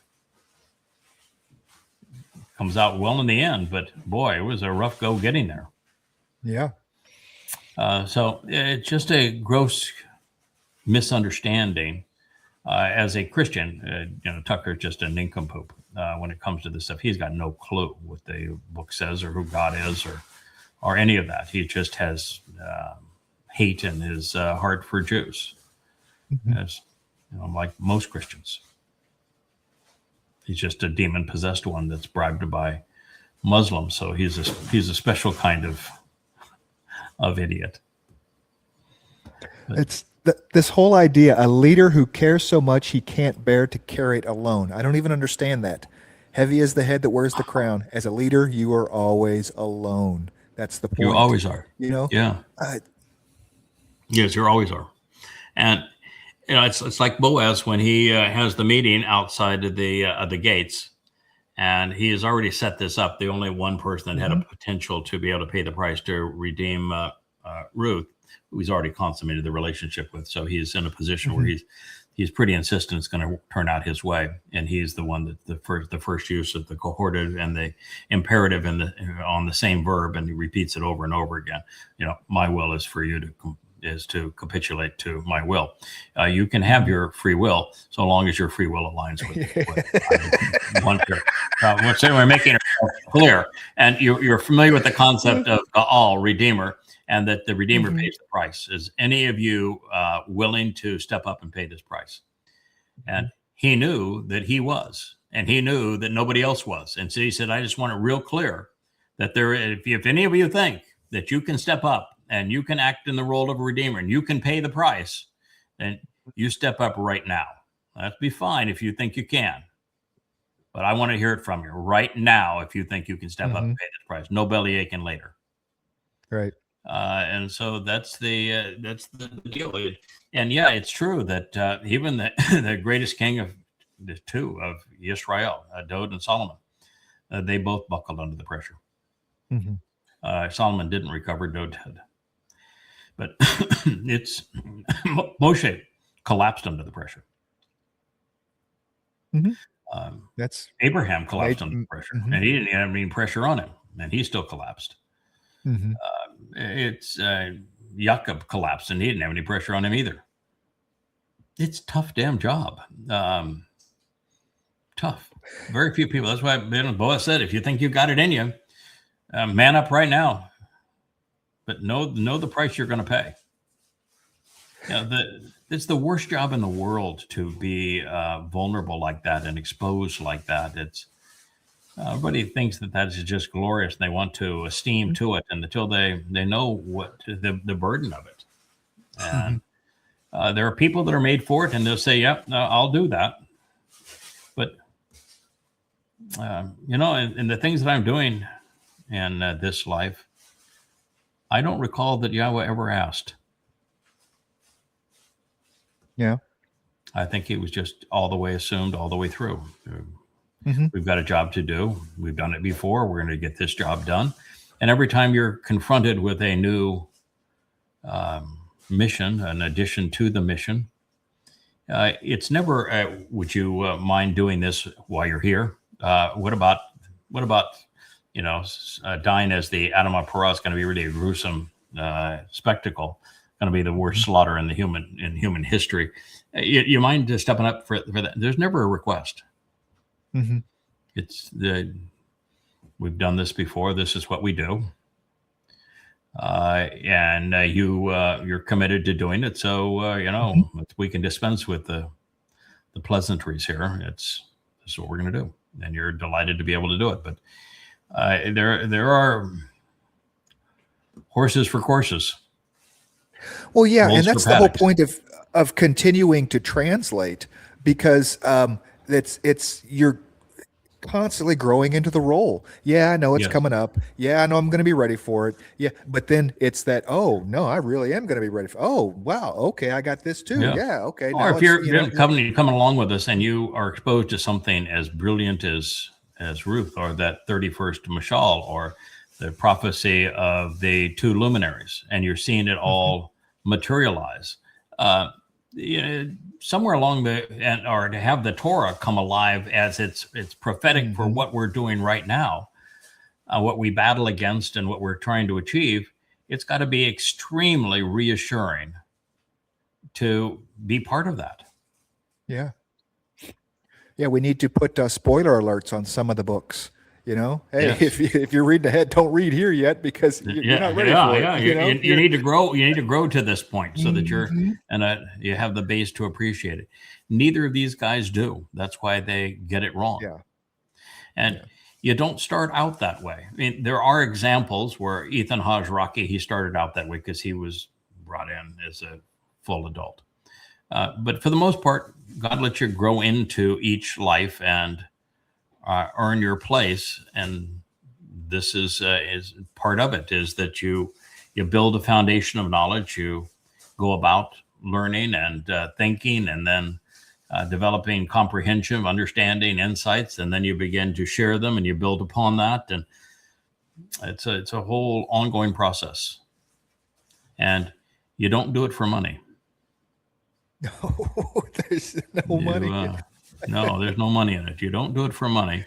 You don't do it for fame, because all of the attention is critical. Mm-hmm. You do it because it's the right thing to do. Mm-hmm. Because God wants you to do it. And, with all of the numbskulls that he's had to endure over time, he's entitled occasionally just to have somebody say, sure, let's go ahead with that. And then, it's always with him, it's not like he is assuming, well, he is assuming that we're going to do it, but all along, he's complimentary. All along, he's saying, this is really special. I'm so very happy with this relationship. This is something that I'm going to reward. It's a glorious situation here.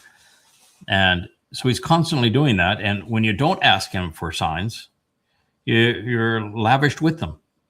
Mm-hmm. Yeah. You're not insulting him, and you're letting him do it his way. And then if you're saying, you don't demand knowledge, you work at it, then you find all of these marvelous insights that were there that no one has ever seen, and were put there knowing that you would find it. And he's giggling as nobody's business when you finally find it and say, it took you long enough. Pretty cool, right. Huh? How'd you like the way that one worked out? I love it. It's marvelous fun. And he has chosen to know as little about how it all plays out as is possible, up to the point of assuring us that it all plays out. So we're assured that it all plays out because we know exactly what ultimately transpires. But all of the little nuances each day that get us there, he avoids knowing until they materialize, or the relationship wouldn't be any fun. Mm-hmm. So it's super cool.